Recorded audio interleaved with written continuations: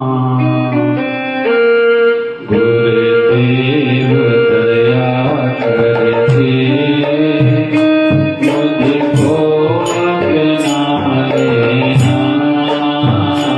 गुरुदेव दया करके मुझको अपना लेना। मैं शरण पड़ा तेरी चरणों में लगा देना। मेरे चरण पड़ा तेरी चरणों में लगा देना। तुम सुख के सागर हो, निर्धन के सहारे हो।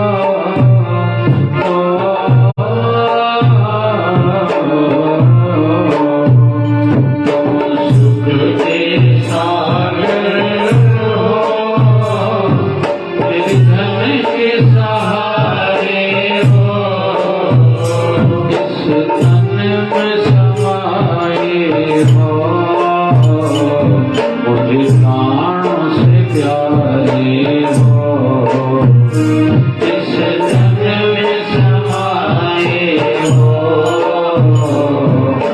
प्राणों से प्यारे हो, नित्य नाम जपूं तेरा। नहीं हाथ भुला देना।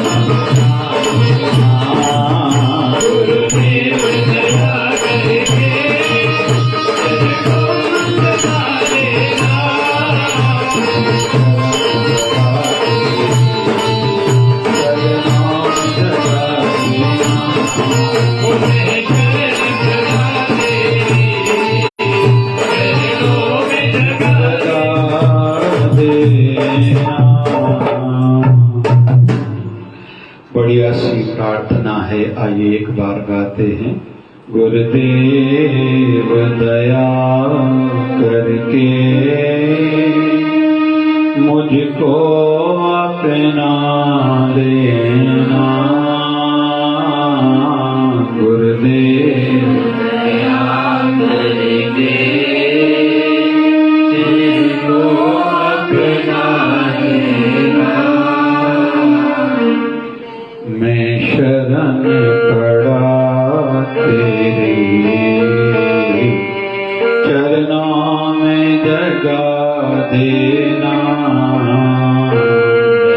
शरण पड़ा तेरे चरणों में जगा देना। संसार में भी हम लोग देखते हैं, संसार में भी हम लोग देखते हैं कि कोई भी किसी को धंधा करना हो तो किसी न किसी एजेंट को, कमीशन एजेंट को बीच में रखना पड़ता है।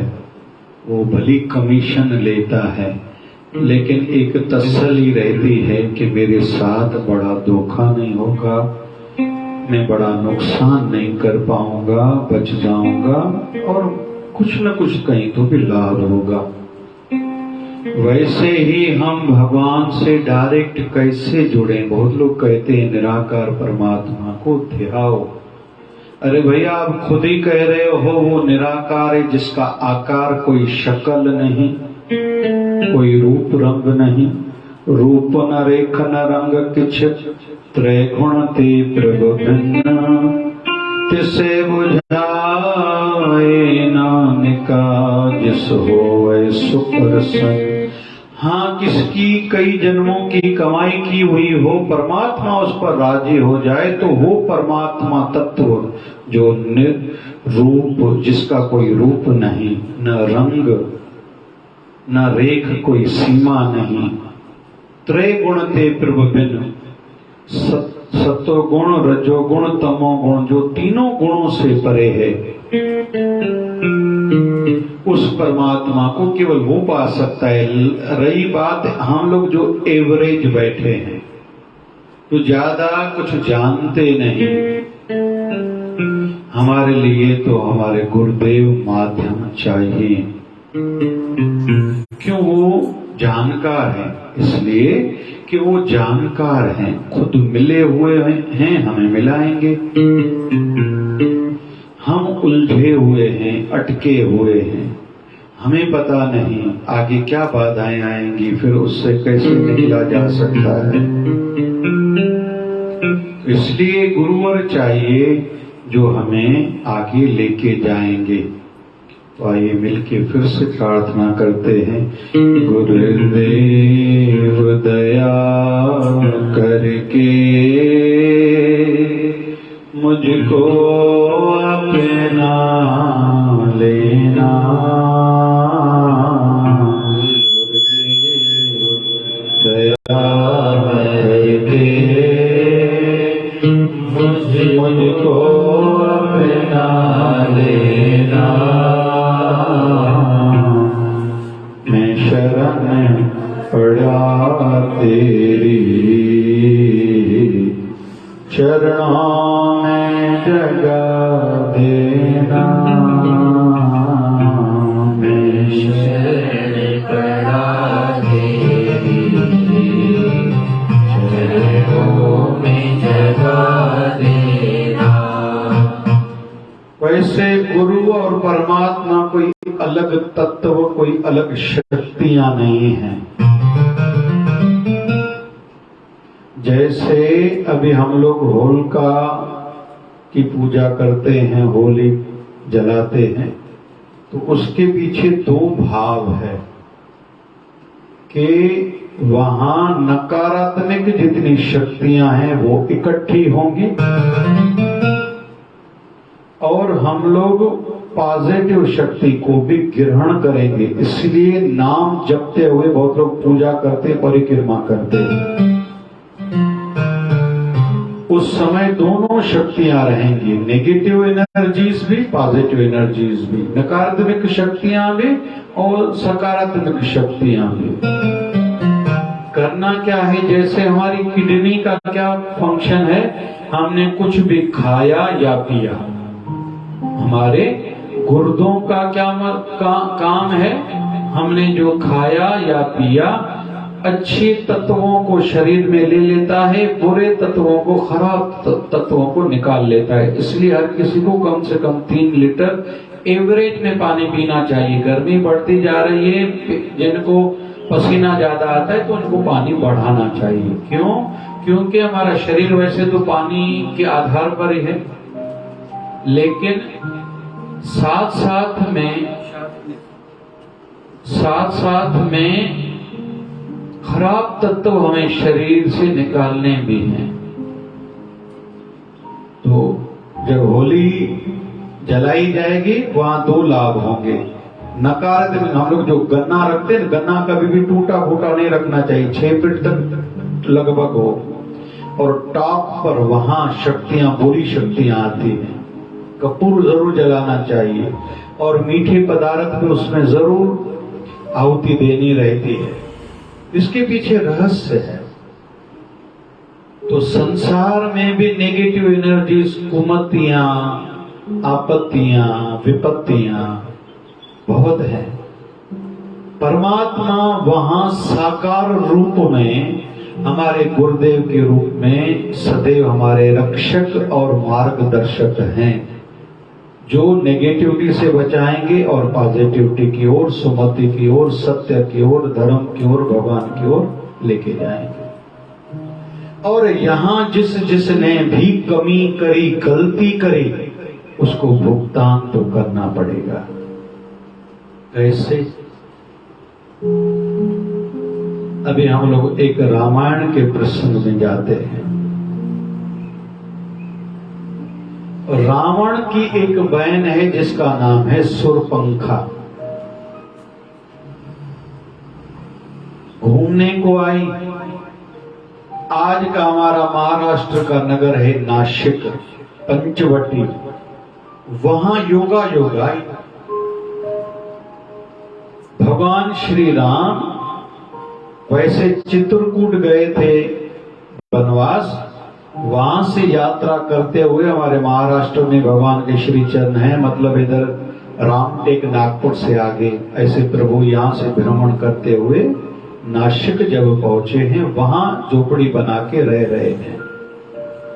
भगवान राम जी और मां सीता बैठी हैं साथ में, लक्ष्मण जी दूर हैं। शूर्पणखा की नजर गई राम जी पर कि इतना आकर्षक, वैसे राम जी हैं श्याम वर्ण के, मतलब थोड़े सांवले। लक्ष्मण हैं गौर वर्ण के, मतलब थोड़े सुंदर। तो नजर गई शूर्पणखा की राम जी के ऊपर, सामने गई, प्रस्ताव रखा, अब मुझसे विवाह करो। राम जी मुद्दता मतलब हल्की सी मुस्कुराहट में इशारा दिया, मेरी तो विवाह हो चुका है, शादी हो चुकी, पत्नी साथ में है। अभी राम जी को थोड़ा विनोद सूझा है, मजाक सूझी है, इशारा करा, सामने मेरा भाई है, वो अकेला है। ये कथा छोटी है, इसमें शिक्षाएं बहुत है। इशारा दिया, शूर्पणखा गई लक्ष्मण के पास, मुझे आपके साथ विवाह करना है भैया। बोले क्षमा कीजिए, मैं राम जी की सेवा में वहां जाओ। फिर वही वहां गई है, राम जी ने कहा मेरे साथ तो पत्नी है, वहां जाओ। अभी शूर्पणखा फिर से लक्ष्मण के पास गई है, राम जी ने इशारा दिया। और पहले के जमाने में जैसे आजकल मंगल सूत्र जिस बहन के गले में है, मांग भरी हुई है, वो विवाहित है, ये चिन्ह है, ये निशान है, वैसे पहले की बहनें, माताएं नथनी पहनती थी, और नथनी पहनी जाती थी नाक में, मतलब ये विवाहित है। तो गुस्सा आया लक्ष्मण को, उसका नाक काट दिया। और ये अपमान भी माना जाता है, कहीं भी कोई जाएगा तो दिखेगा और किसी न किसी ने इसका अपमान करा है, और अपमान इंसल्ट क्यों करी होगी, कुछ न कुछ इसने ऐसी गलती करी होगी, यह भाव से लक्ष्मण जी ने उसका नाक काट दिया था। सुरपंखा भी आई है भाई के पास, अपने रावण के पास। रावण को कहती है कि अभी बदला खुद का था, प्रतिशोध की आग अंदर में जल रही थी, अभी राम जी के बारे में कम ज्यादा बोलती है, ऐसा नहीं ऐसा।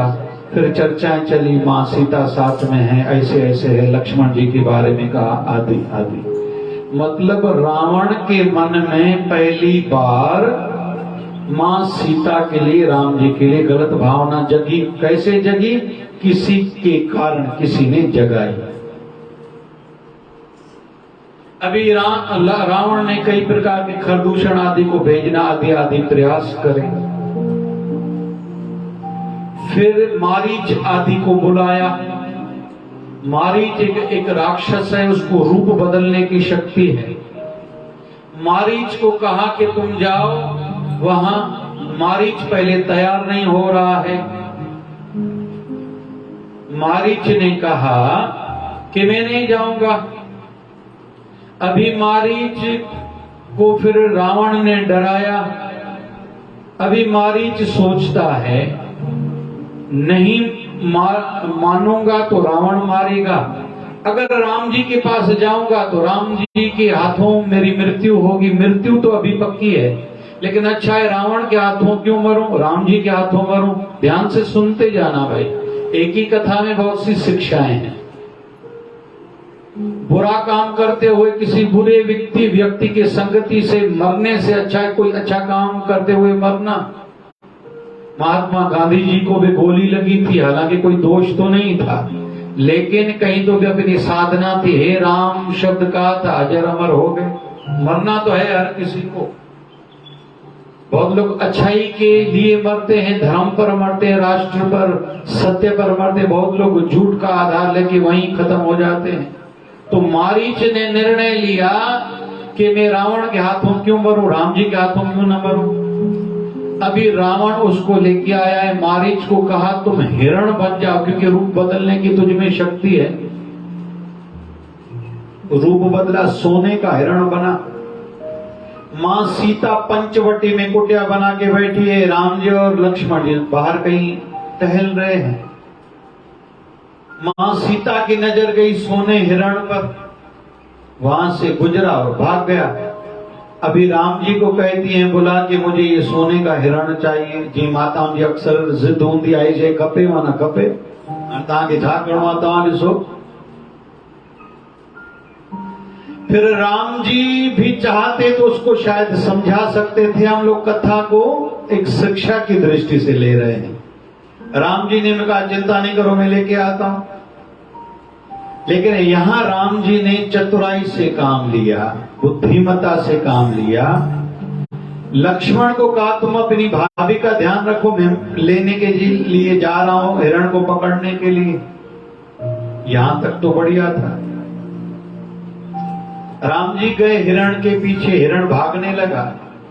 थोड़ा समय बीता, राम जी ने तीर चलाया, हिरण को लगा, लेकिन ऐसी आवाज करी कि जैसे राम जी ने आवाज निकाली हो और राम जी किसी कष्ट में, तकलीफ में आ गए हों। मां सीता के कान पर आवाज आई।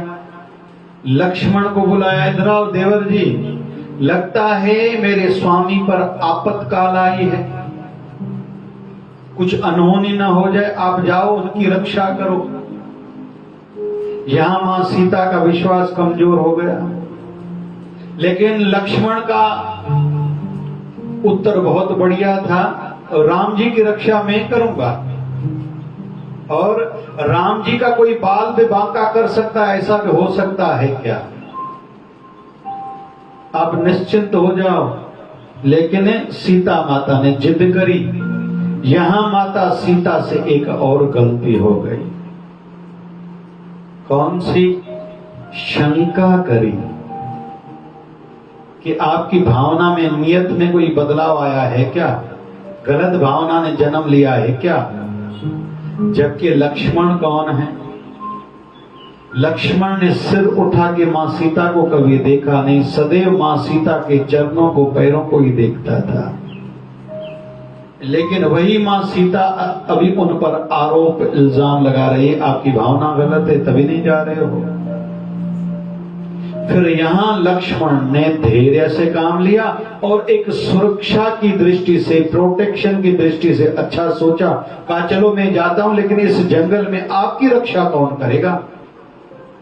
तो एक लकीर खींची जिसको कहा जाता है लक्ष्मण रेखा, मंत्र पढ़े और कहा हे सीता मैया आप इससे बस बाहर नहीं निकलना, यहां नेगेटिव एनर्जीज, राक्षसी शक्तियां भी बहुत आएंगे, हो सकता है कोई आपको तकलीफ दे। इस सुरक्षा घेरे में, लक्ष्मण रेखा में आप रहोगे, आपको कोई बाल बांका नहीं करेगा, आप इतना कहना मानना, बाहर नहीं निकलना बस। लक्ष्मण गए राम जी के पीछे, उधर गए तो राम जी तो सुरक्षित थे, इधर रावण रूप बदल के आया है। कोई कितना भी शक्तिशाली व्यक्ति हो, लेकिन बुरा है ना, बुरे व्यक्ति को भी बुराई के लिए आधार सत्य का ही लेना पड़ेगा। तो के सचो तो जमाए एक 50 रुपए आया तो के 70 रुपये खर्चा तो के 70 रुपए दिया तो को थोड़ा कमाए हैं तो छो तू पंहिंजो आहे न भई कमाए मथो 5 रुपया, सच ॻाल्हाइणो ही पवंदुसि। पाप करने के लिए भी रोल्ड गोल्ड की चेन भी अच्छे रेट में तब बिकती है जब उसका कलर गोल्ड न होगा, उसी का कलर सिल्वर किया जाए तो और कम हो जाएगा, उसका कलर व्हाइट, पीला, नीला किया जाए तो रेट एकदम कम हो जाएगा। लेकिन वही रोल्ड गोल्ड की चेन जब गोल्डन कलर का पानी उसको चलाया जाता है, सोने का पानी चढ़ाया जाता है, तब उसका रेट बढ़ता है। मतलब आधार उसको भी सोने के कलर की लेनी पड़ रही। तो बुराई भी ऐसे सक्सेस नहीं होगी संसार में, बुराई भी संसार में कामयाब तब होगी जब किसी न किसी सच का आवरण लेगी, बाहर से प्रोटेक्शन कवच उसका अच्छा होगा। और इस दृष्टि से आज का युग अच्छा नहीं चल रहा। कहते हैं जिसमें चमक दमक है वो चीज अच्छी है, जो चीज महंगी है वो अच्छी है। हमने लास्ट वीक एक कैंप करी थी, गुरुवार को नेचुरोपैथी की। मेरे हिसाब से उस कैंप की हम लोग 1000 रुपए फीस रखते थे, 1 घंटे की। हजारों लोग आते थे और उस कैलिबर की, उस लेवल की कैंप थी, लोगों को लाभ होता था। फ्री में थी, कुल 50-100 लोग आए। इस दृष्टि से तो मैं सोचता हूं कि जो भी आगे सेवा कार्य करो, कुछ न कुछ उसमें इस प्रकार का करें, क्योंकि लोगों को ऐसे लगता है ये सेवाएं ऐसे चल रही है। आने वाली 12 तारीख को शिवधारा नेत्रालय में 5 निःशुल्क स्वास्थ्य शिविर हैं, 5 फ्री हेल्थ शिविर कैंप्स हैं। आएगी डायबिटीज की, डायबिटीज और हार्ट की, आंखों की, मधुमेह, डायबिटीज और हार्ट की, और साथ साथ में डाइटिशियन की और फिजियोथेरापी की, और 5वीं हड्डियों की 5 शिविरें हैं 12 तारीख को। फिर 19 तारीख को भी 15 शिविर हैं जिसमें डीएम, एमडी से बड़े डॉक्टर्स आएंगे। फिर 20 तारीख को निःशुल्क ऑपरेशन होंगे, फ्री ऑपरेशन आंखों के शिवधारा नेत्रालय में।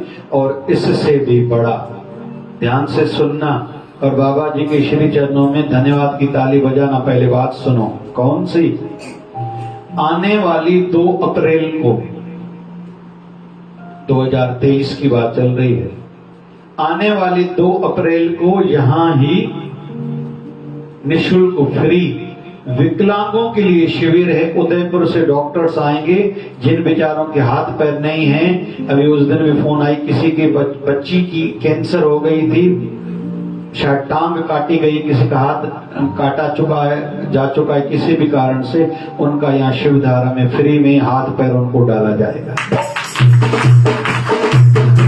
लेकिन कहीं कहीं मुझे लगता है पता नहीं क्यों हम लोग जितना निःशुल्क निस्वार्थ भाव से निष्काम भाव से सोचते हैं, लोगों को ऐसा लगता है पता नहीं ये तो ऐसे ही होगा। और साथ साथ में आने वाली 19 और 20 तारीख को अभी उत्सव में बाबा शिवभजन साईं के निर्वाण उत्सव में ही कुछ गवर्नमेंट योजनाओं की भी कैंप्स हमने आयोजन करी है, ऑर्गेनाइज करी है। एक तो करिए जैसे पोस्ट ऑफिस की 600 रुपए की इंश्योरेंस भराओ और 5 लाख तक का बीमा हो जाएगा। भगवान न करे किसी का एक्सीडेंट हो जाए तो 5 लाख गवर्नमेंट देगी पोस्ट ऑफिस। एक महात्मा ज्योतिबा फुले महाराष्ट्र सरकार की एक योजना है, उसकी भी हम लोग शिविर कर रहे हैं। उसका कार्ड बनेगा, किसी को तकलीफ हो जाए केवल आपको राशन कार्ड लेके आना है। 1.5 लाख रुपए तक एक साल में गवर्नमेंट आपको दे सकती है।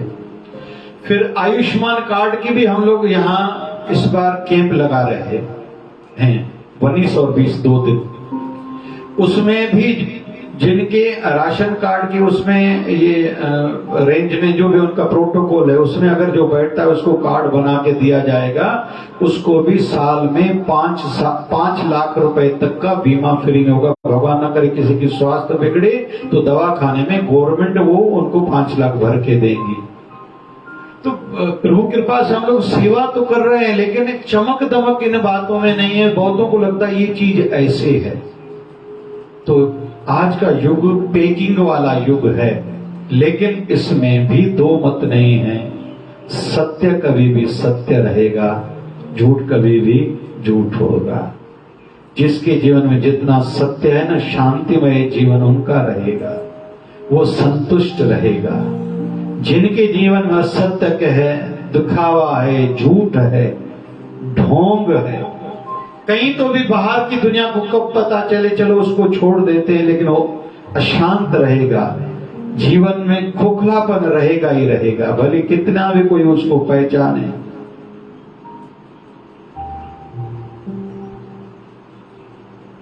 कोई कितना भी उसको मान दे, जो जे जुग होवे जे जुग चारे आरजा होर दसोणी होए। नवा खना विच जानिए नाल चले सब कोई। चंगा नाव रखाए के जस कीरत जगले।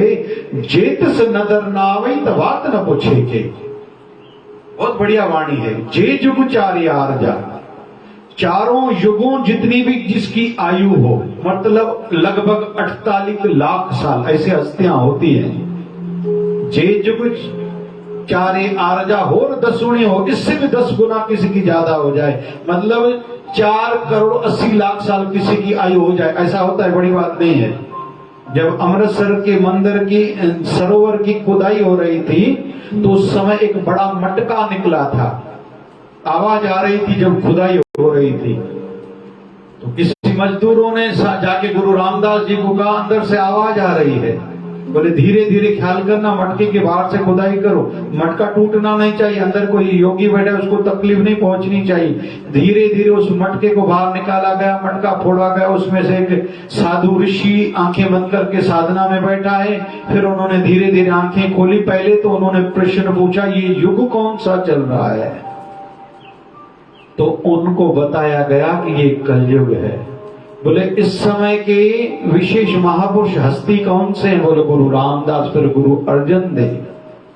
तब उन्होंने आंखें बोली, बोले मेरी प्रभु से निवेदन करी हुई थी, विनती करी हुई थी, भगवान मेरी भक्ति की सिद्धि हो जाए, मेरा मनुष्य जन्म सार्थक हो, मोक्ष मिले। तो भगवान ने कहा था इस युग में नहीं होगा, कलयुग में जब गुरु रामदास गुरु अर्जन देव जी आएंगे, अमृतसर सरोवर की जब खुदाई होगी, उनका दर्शन होगा, तब तुम्हें मोक्ष मिलेगा। मतलब युगों युगों से वो साधना में बैठे थे।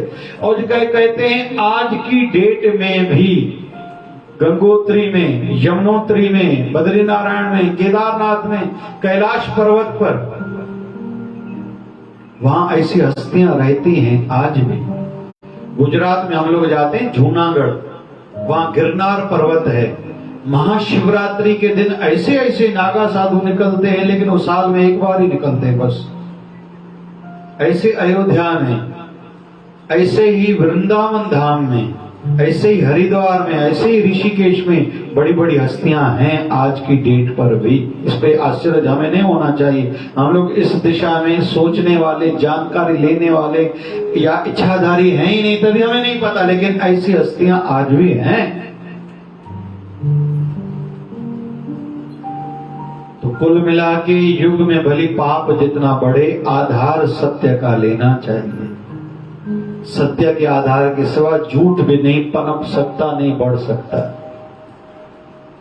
लक्ष्मण गया राम जी के पीछे, रावण आया, अभी एक साधु का वेश धारण करा है। भिक्षाम देहि, मुझे आप कुछ खाने को दो, भूख लगी है। मां सीता कहती है कि आप आइए। अंदर से कुछ लेके आई, लेकिन लक्ष्मण रेखा के अंदर है, बाहर दे रही है, वो नहीं ले रहा है। रावण ने जैसे हाथ बढ़ाया उस लक्ष्मण रेखा के अंदर, तो आग जल रही थी, हाथ जलने लगा, हाथ पीछे करा। मां सीता कहती है आप ले लिए, बोले नहीं, आपको देना है तो बाहर आके दीजिए। बोले नहीं निकल सकती, बोले नहीं दोगी तो कोई साधु आपके दरवाजे से खाली जाएगा। मां सीता कहीं तो भी उनकी बातों में आ गई, हम सब जानते हैं। मां सीता को उठा के लेके गया। इस प्रसंग को हम लोग यहाँ तक रखते हैं। अभी इस पूरी कथा से हम लोग सीखते हैं, क्या क्या सीखने को मिला,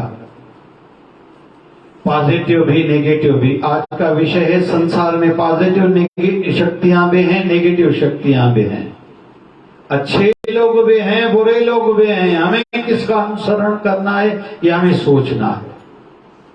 अगर संसार में माया है तो भगवान ने माया से बचाने के लिए हमें गुरुदेव भी दिया है। गुरुदेव आशीर्वाद भी करते हैं, मार्गदर्शन भी करते हैं। इसलिए हमने गाया क्या, गुरुदेव दया करके हमको अपना लेना, गुरुदेव दया करके हमको अपना लेना। मैं शरण पड़ा तेरी, चरणों में जगा देना।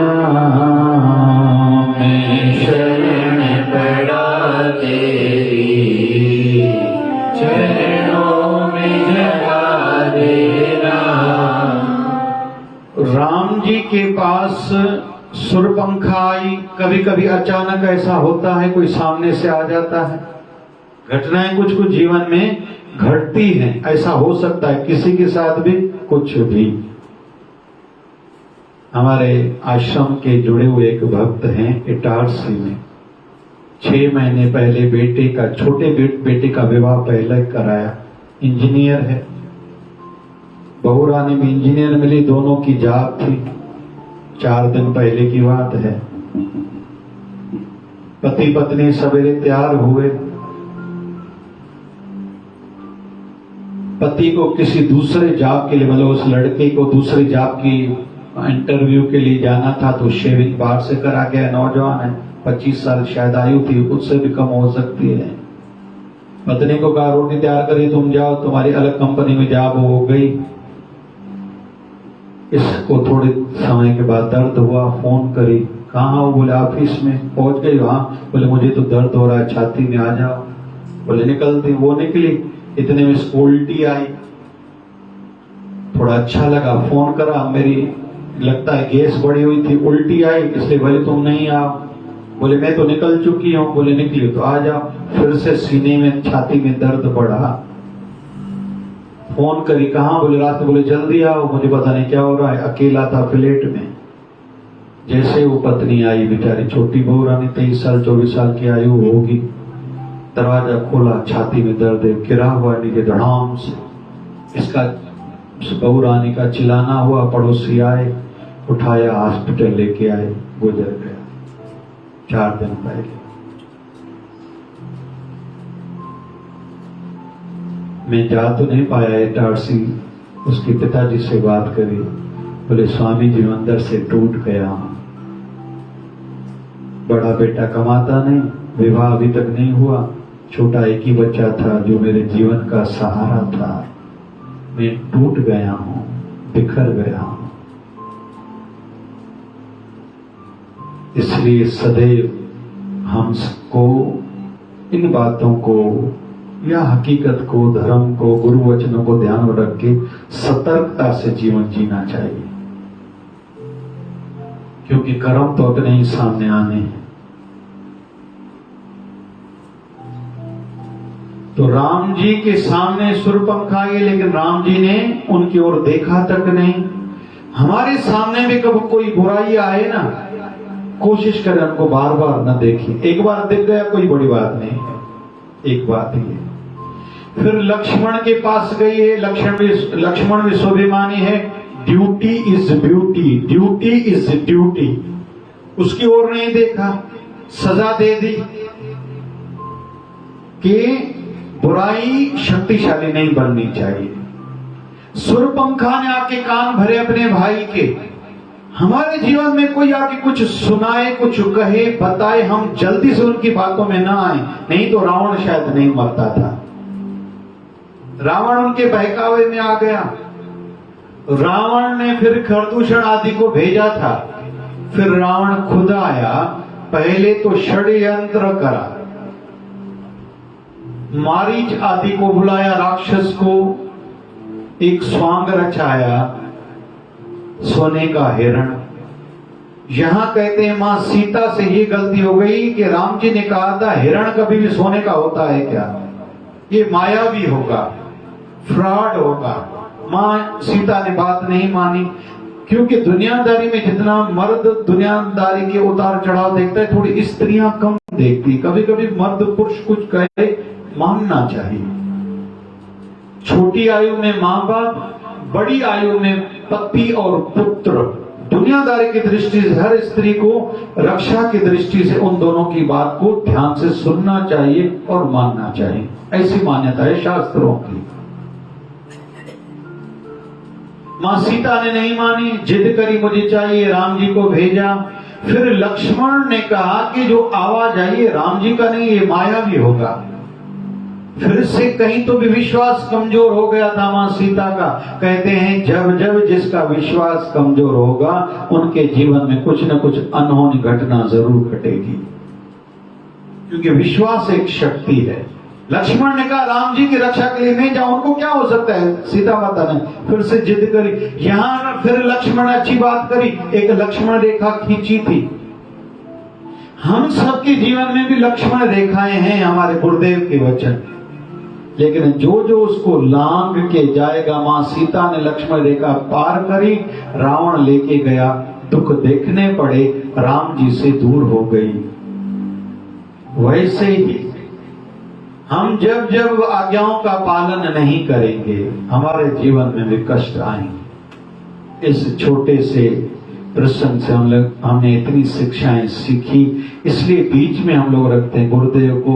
हमें नहीं समझता, आप हमें बताते रहना, समझाते रहना, बचाते रहना और रक्षा करते रहना। इसलिए कहते हैं ना, जहां ले चलोगे वहीं मैं रहूंगी, जहां नाथ रखे लोगे वहीं मैं रहूंगी, जहां ले चलोगे वहीं मैं रहूंगी। लेकिन एक निवेदन और, ये सत्संग है ना, हमारा रक्षा कवच है। या हमारे विचारों की रक्षा के संदर्भ में सिखाया बताया जा रहा है। पता नहीं क्यों लोगों को सत्संग कथा ऐसे लगती है अंत में आना है। अधिकतर ऐसा इसलिए समाज में भंडारन करे शो दिया, अरे भंडारो घर में कोने हो अचणो तो सत्संग बुद्ध दो तो ताजे जीवन ठान दो। महाप्रसाद तो घर भगवान ने सब किसी के घर में दिया है। भाग्य बनेगा, विचारों को दिशा मिलेगी, और कर्म ही तो भविष्य है हमारा। हमारा कर्म ही हमारा भविष्य है, और कर्म हम लोग करते हैं विचारों के आधार पर, और विचारों को दिशा मिलती है सत्संग में। भंडारा न खाएं क्या होगा, जल पी के जाए काम बन जाएगा, लेकिन सत्संग में न जाएं, देरी से जाएं, खुद का नुकसान होता है। और अंत में हम लोग जो होली जलाएंगे उसके संदर्भ में 2 मिनट। ये होती है अग्नि देवता की पूजा, त्रेता युग से शुरू हुई है। और कहीं तो एक मान्यता ये भी है, यज्ञ का प्रारंभ इसी दिन से हुआ है, हवन यज्ञ का मानव जाति में।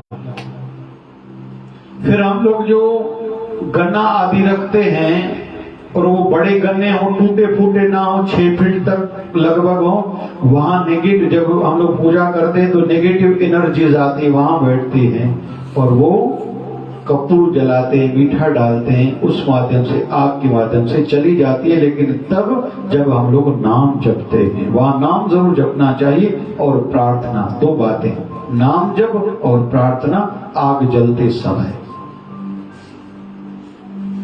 और बहुत लोग प्रार्थना करते, मन्नतें पूरी होती है, लोगों की भावनाएं हैं, प्रभु तो सदैव है ही है। उस समय पॉजिटिव एनर्जी हमारे शरीर में जो प्राकृतिक आती है सामने, हमारे शरीर में प्रवेश करती है। सभी मेरी ओर देखना, जहां हम लोग तिलक लगाते हैं, यहाँ ये आज्ञा चक्र उस समय प्रभावित कहीं तो भी होता है। तो जब होली की अग्नि जलाई जाती है, अग्निदेव की पूजा की जाती है, नाम जप और प्रार्थना जरूर करनी चाहिए, उसमें मीठा पदार्थ जरूर डालना चाहिए, साथ साथ में आज्ञा चक्र की ओर हमारा ध्यान जाना चाहिए, यहाँ से शक्ति हमारे शरीर में प्रवेश करती है। तो उसी समय भी नेगेटिव एनर्जीज भी, पॉजिटिव एनर्जीज भी आती हैं। नाम जप के माध्यम से हमारे शरीर के अंदर इर्द गिर्द जो भी नेगेटिव एनर्जीज आ रही होती है, उससे रक्षा होती है उन शक्तियों से, क्योंकि उस समय काली शक्तियां आती हैं। और पॉजिटिव एनर्जी भी आती है, कृपाएं भी होती है, शक्ति माता भी, इच्छाधारी माताएं भी आती हैं शक्ति के रूप में। उस समय वो ग्रहण करनी चाहिए और माध्यम रहता है हमारा आज्ञा चक्र। लेकिन जप जरूर चले और प्रार्थना जरूर हो। फिर से निवेदन, तो ये भी नेगेटिव और पॉजिटिव एनर्जी का एक उत्सव है। बहुत लोग त्योहार रखते हैं, त्योहार मनाते हम लोग हिंदू धर्म वाले, और उपवास रखते हैं, पूजा करते हैं और हम लोग लाभ लेते हैं। साथ साथ में ऋतु परिवर्तन है, वसंत ऋतु का भी वातावरण रहता है, प्राकृतिक वातावरण भी कहीं तो भी प्रदूषित रहे तो पवित्र बनता जाता है। कई उद्देश्य इसके पीछे माने जाते हैं। बाबा शिवभजन साईं कृपा करे हमारे जीवन से नेगेटिविटी जाए और पॉजिटिविटी आए। आज के सत्संग की भी सीख यही है, और इस त्योहार के माध्यम से भी हम लोग नेगेटिव एनर्जीज को, कुमति को बाहर निकालते हैं, काले जादू से खुद को बचाते हैं, पॉजिटिव एनर्जी को ग्रहण करते हैं जप और प्रार्थना के माध्यम से। और रूट रहता है, दरवाजा रहता है आज्ञा चक्र, जहाँ तिलक लगाया जाता है। बाबा शिवभजन साईं की कृपा हो। बाबा शिव भजन है मेरा भगवान।